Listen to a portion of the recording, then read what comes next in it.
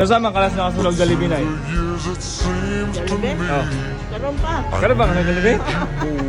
Wala. Sikat-sikat si mga 76 nga tiwag. Wow. Okay, thank you. Bye.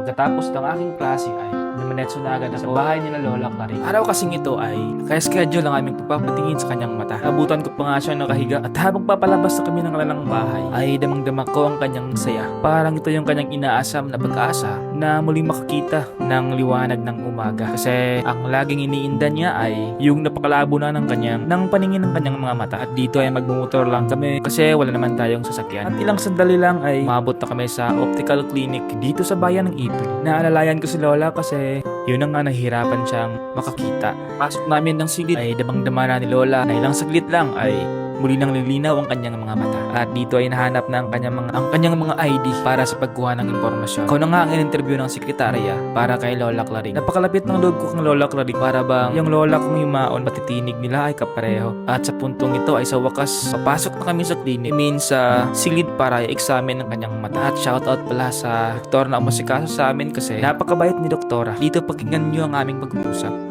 Ganang blurred yung... Na siya makita ang gabon-gabon? Oo, din. Okay. Pag ingali manggot sir na case, siguro lagyan pa si nanay. Katarak, ginagingana ha.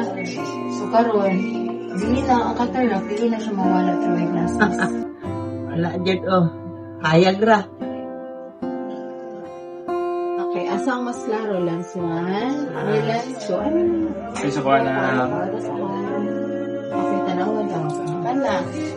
Ang samot na hiloon. Wala na, lubog na. Oh, lubog na kayo. Okay, paano na siya sir? So, magpa-oftal siya. Pagpimana. Kaya ang katarak sir, kalimang siya sir. Oh, dito, naana siya sa sir. Normally sa aging din na siya. Pero,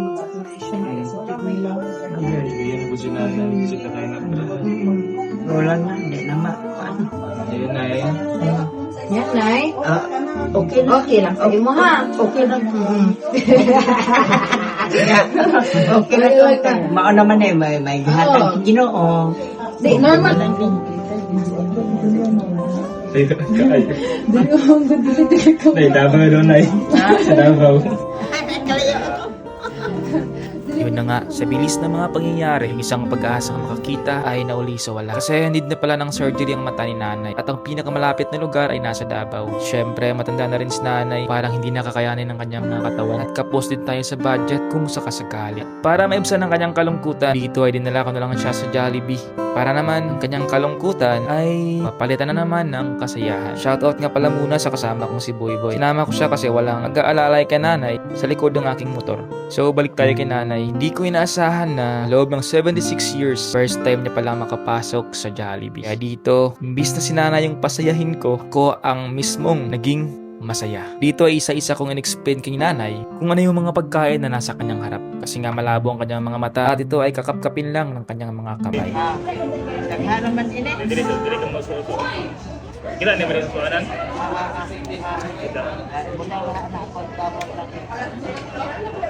Suanan ni Hadi. Okay. Kasi ako sa buka ko ng rice.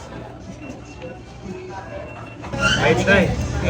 Laban. Kami sa ating mga kababayan na halos araw-arawin man ay pwedeng makapasok mga sikat at magarbong restaurant. Pero nakakalungkot isipin na marami din sa atin na sa kanilang katandaan ay kahit na ni isang beses hindi pa nakapasok at nakakain sa ganitong klaseng mga kainan. Ayaw. Iki nagdala sa ako amat. Salamat. Stem na ni nanay. Salamat. Salamat.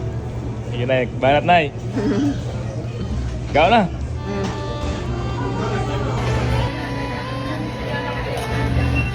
Isod na dyan ka ng matay, so no? Yeah, lamiran niya libi.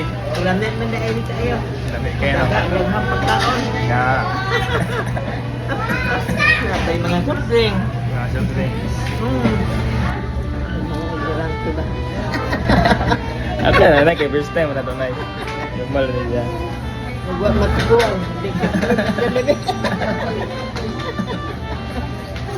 Ang mga ang pangyayari dito ay first time pala kay nanay. Kung nagustuhan mo ang aming video, paki-comment naman kung saan mo to napanood. Gusto mong magpa-shoutout, comment na din. Balik tayo kay nanay. Kaputong ito ay hinugasan ko na ang kanyang mga kamay at hindi ko akalain na buhos ang kanyang kasiyahan nang maranasan niya ang paggamit sa pagpapatuyo sa kamay.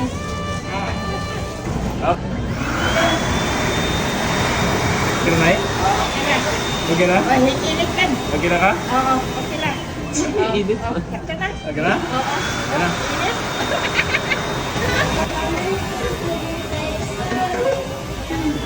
Shoutout pala sa napakabait na crew malalay sa amin. Yan, tinuturo niya pa tayo. Nakafollow pala siya sa atin.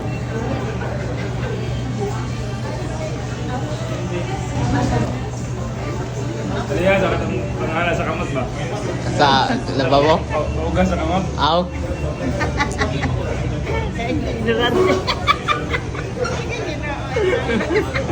Bye, ganun nito rin. Kumusta man yung experience na? Nalipay ko nga, nagkasulod ng Janibe. Ayun. Nalipay ka to. Paano ito? Oo, nalipay ko. Kaunta, busog. Yung tawag din natin, ano?